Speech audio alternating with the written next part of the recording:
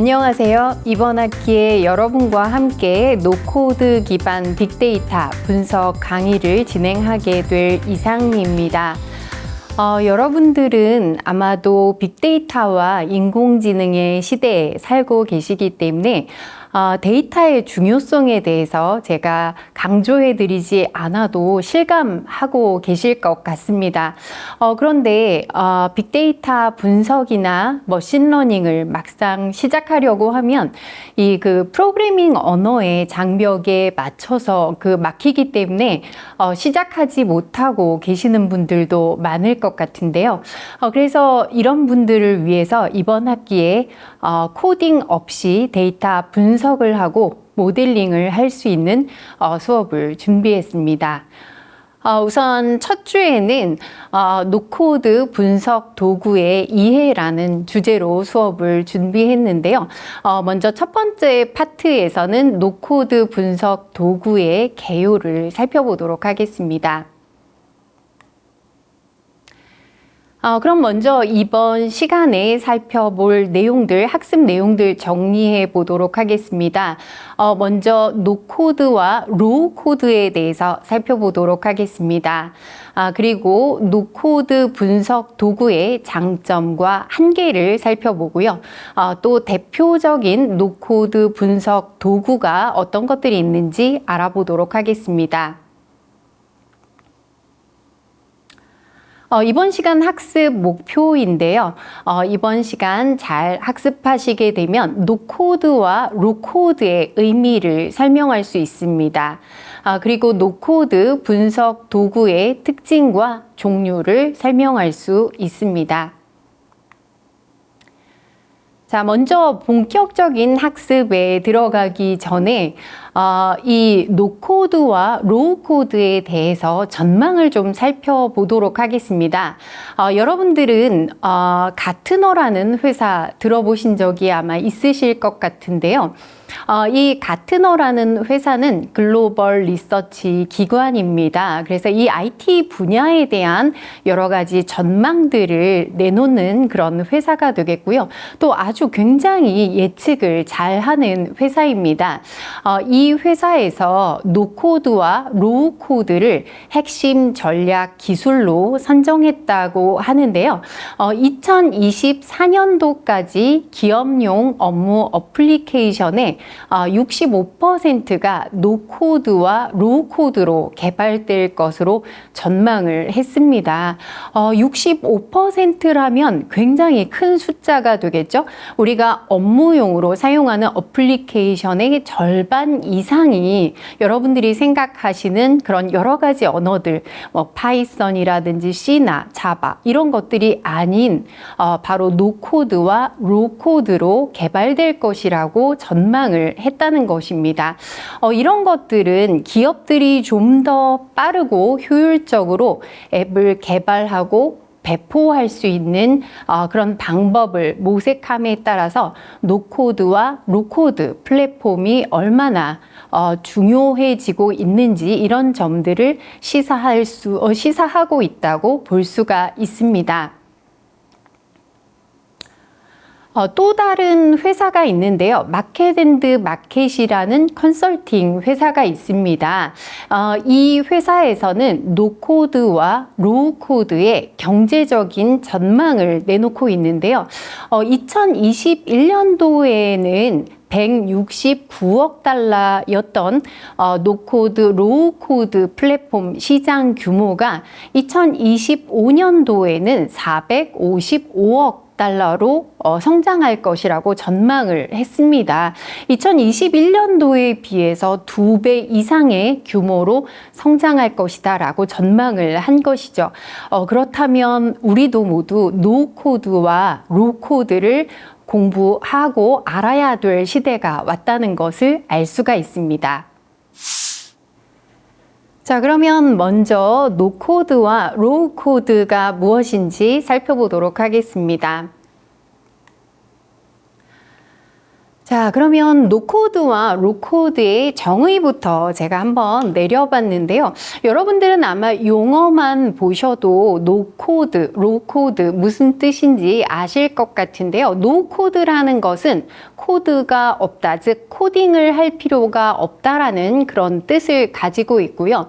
로우 코드라는 것은 코딩이 필요하긴 하지만 최소한의 코딩으로 어떤 어플리케이션을 완성할 수 있다라는 그런 뜻을 가지고 있습니다. 그래서 제가 한번 정의를 내려봤는데요. 노코드와 로우 코드는 모두 프로그래밍 지식이 없는 사람들도 소프트웨어 개발이나 어플리케이션을 만들 수 있게 해주는 그런 접근 방식이다라고 정의를 내릴 수가 있습니다.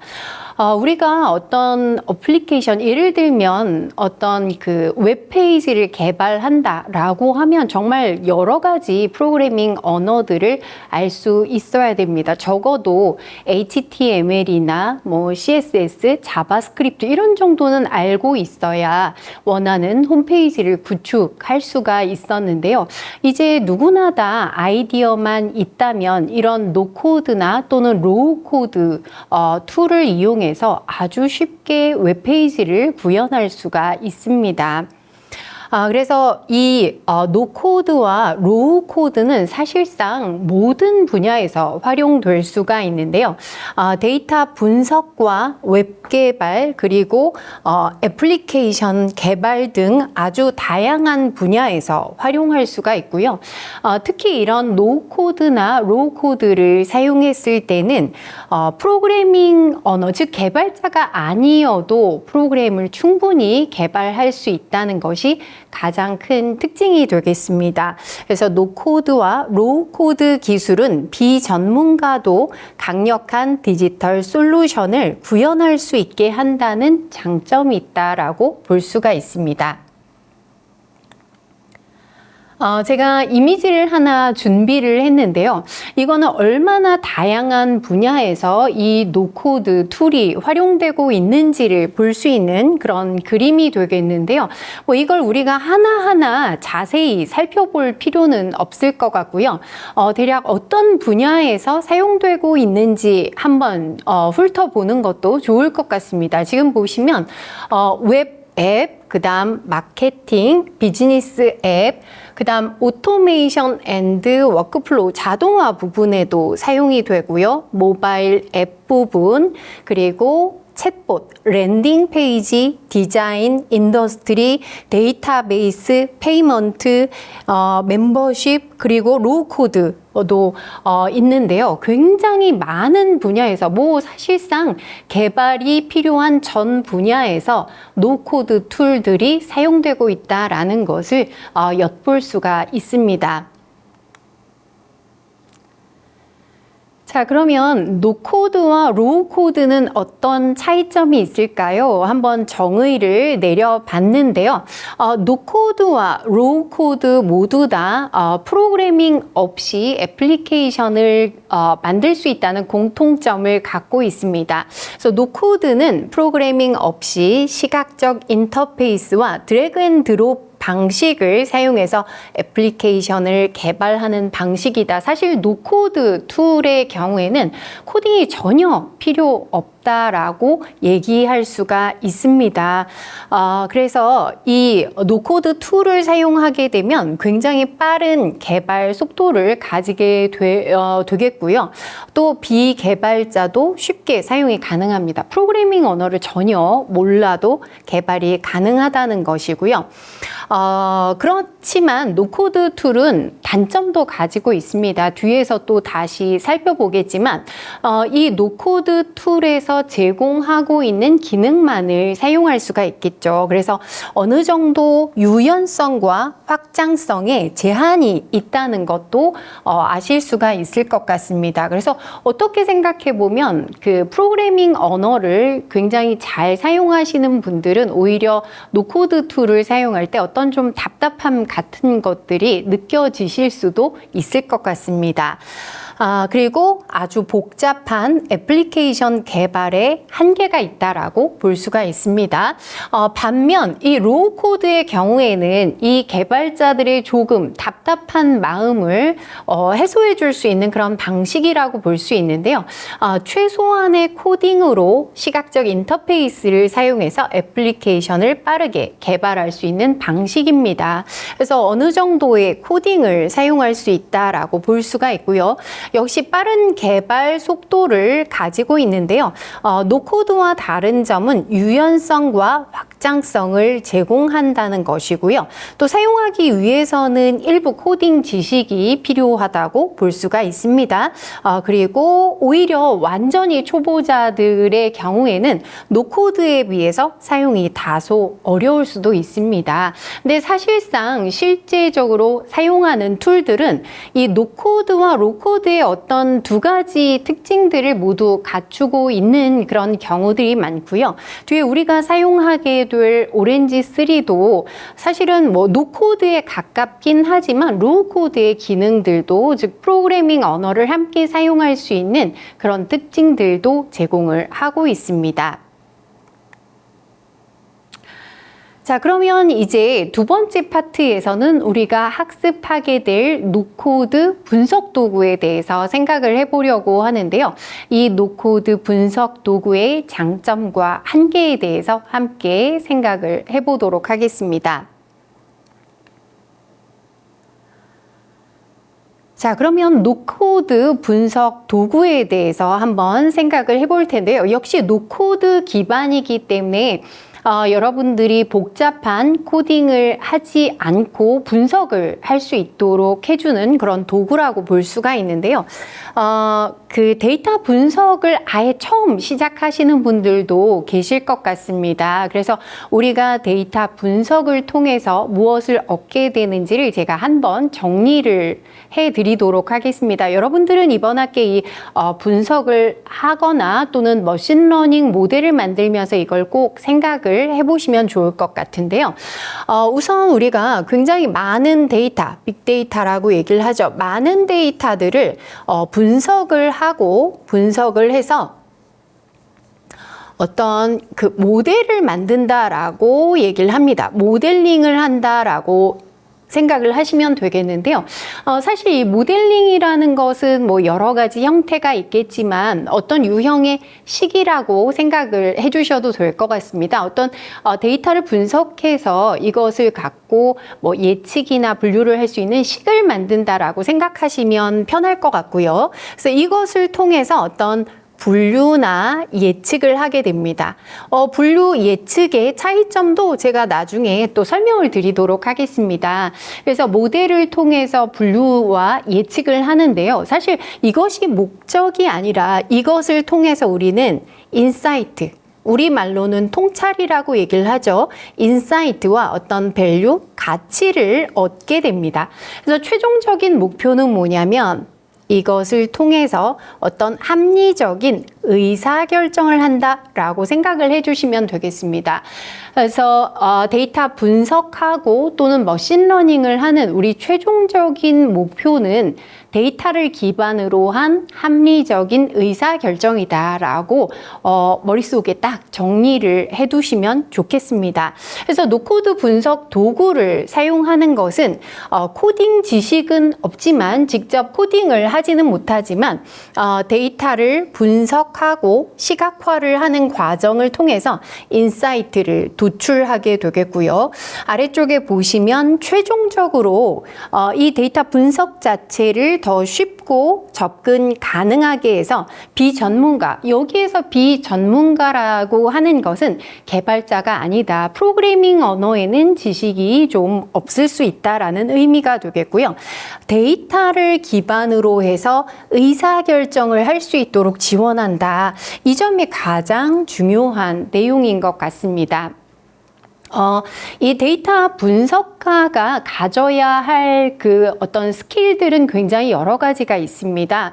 우리가 하드 스킬, 소프트 스킬 이렇게 얘기를 하는데요. 하드 스킬이라는 것은 데이터 분석에 있어서 직접적으로 필요한 어떤 지식들이라고 볼 수 있죠. 해당 분야에 대한 도메인 지식이라든지 또는 그 프로그래밍 실력이라든지 또 통계에 관한 지식들, 뭐 데이터베이스의 지식 이런 것들이 하드 스킬이라고 얘기를 할 수가 있겠고요.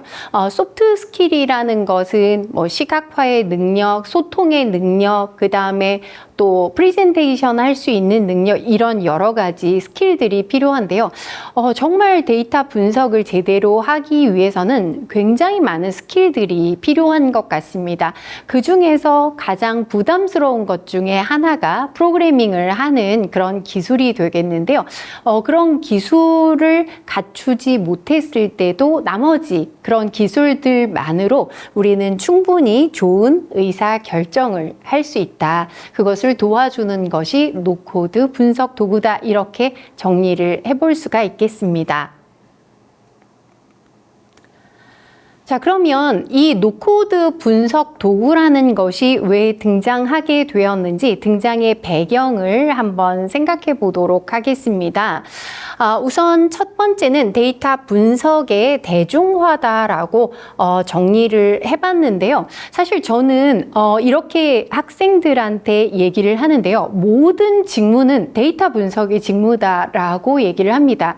여러분들이 회사에서 어떤 업무를 맡고 있든지 간에 자기 자신이 다루고 있는 이 데이터에 대해서 알아야 하는 것이 굉장히 중요하다는 것이죠. 그래서 누구나 다 데이터 분석을 할 수 있어야 된다. 이렇게 제가 얘기를 하는데요.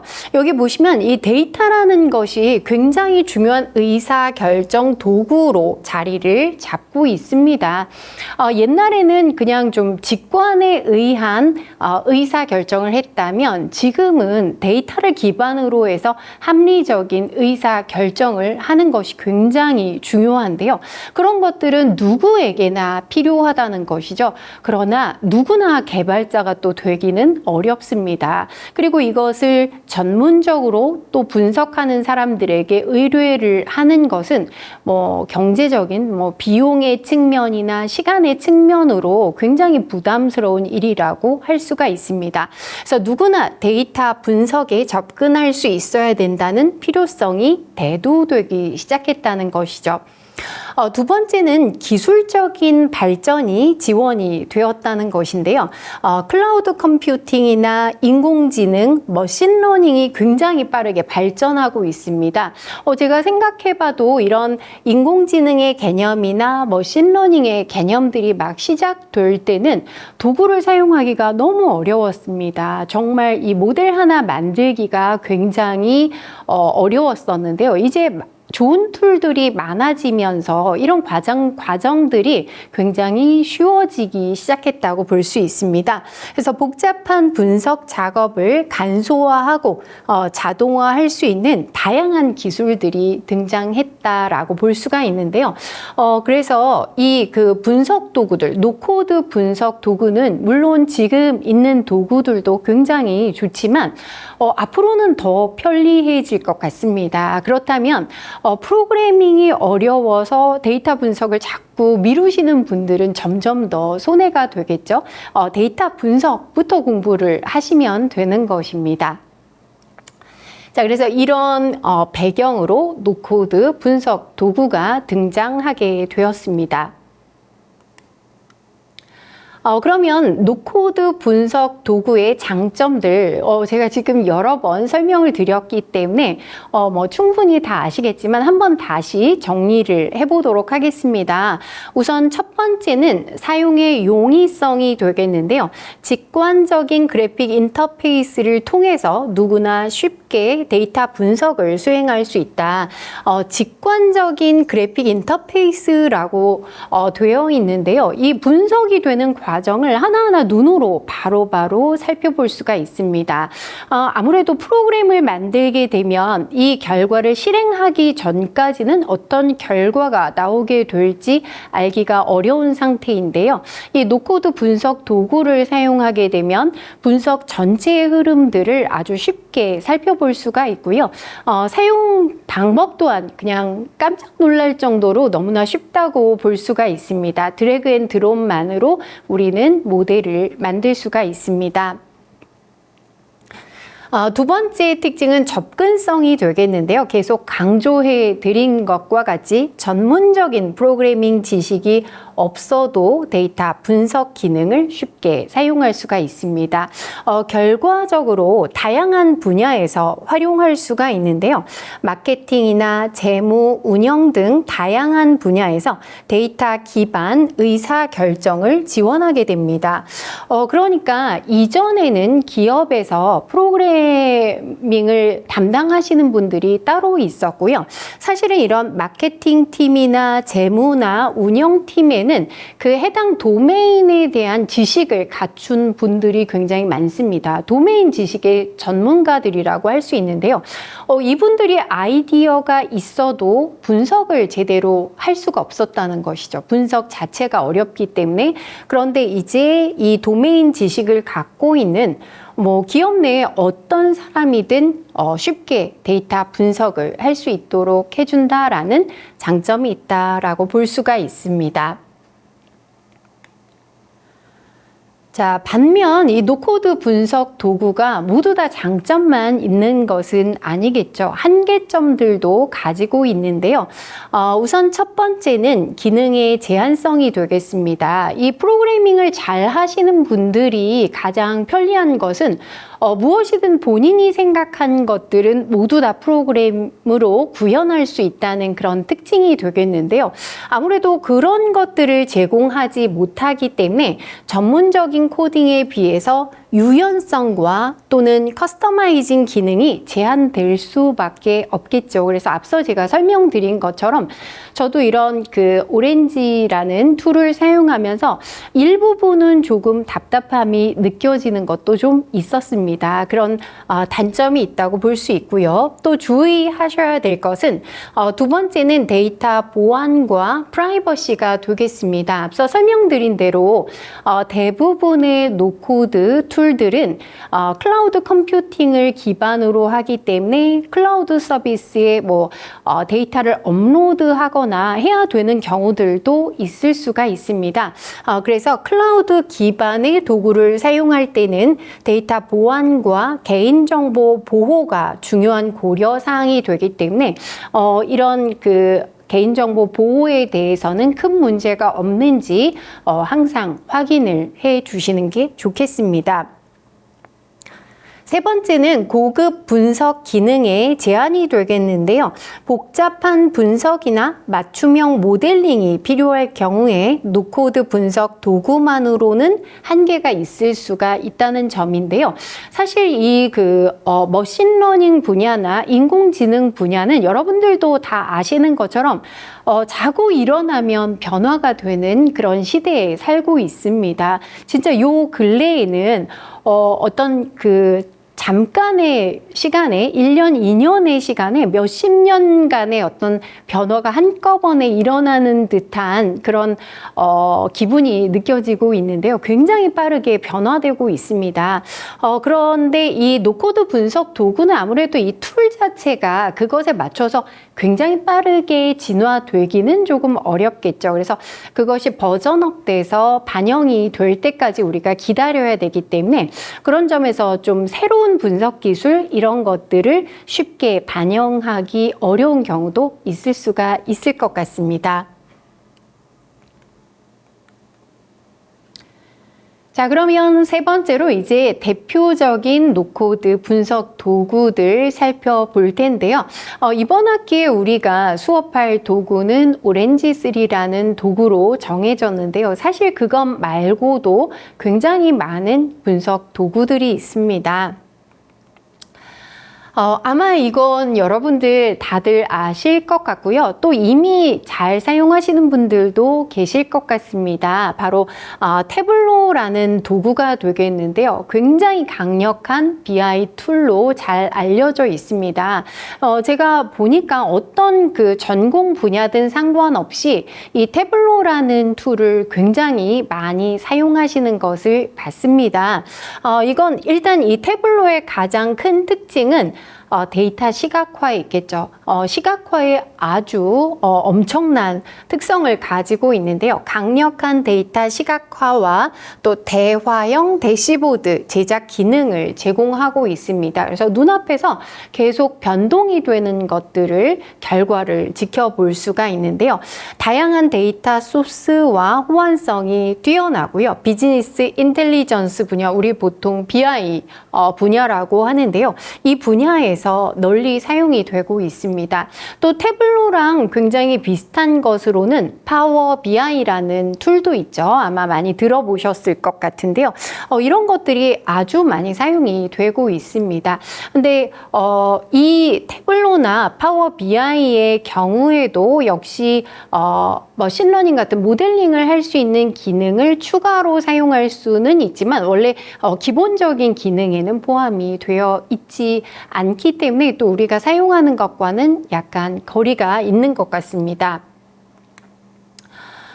그래서 두 번째는 이 그 머신러닝에 잘 활용이 될 수 있는 분석 툴이 되겠는데요. 바로 구글 클라우드 오토 ML 비전이라는 툴이 되겠습니다. 이건 역시 노코드 툴이기 때문에 코딩 없이도 머신러닝 모델을 개발하고 훈련시켜 줄 수 있도록 자동화된 머신러닝 도구라고 볼 수가 있겠고요. 데이터 전처리부터 모델 선택하고 훈련하고 평가에 이르기까지 머신러닝의 전 과정을 자동화하고 있는 툴입니다. 그래서 우리가 사용하는 오렌지랑 굉장히 비슷하게 드래그 앤 드롭만으로 모델을 만들 수 있도록 해주는 노코드 도구라고 할 수가 있습니다.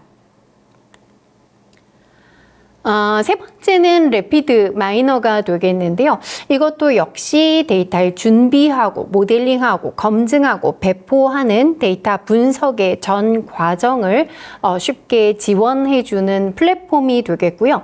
역시 다 마찬가지로 사용자 친화적인 인터페이스와 드래그 앤 드롭 기능을 이용해서 복잡한 데이터 분석 작업을 간소화하고 있다고 볼 수가 있습니다. 자, 그러면 여기까지 노코드와 로코드에 대해서 살펴봤는데요. 그러면 여러분들은 노코드와 로코드의 어떤 특성과 한계를 정확하게 아실 수 있었을 것 같습니다. 자, 그러면 이어지는 다음 시간에는 우리가 사용하게 될 오렌지 3를 소개하고 특징을 살펴보도록 하겠습니다.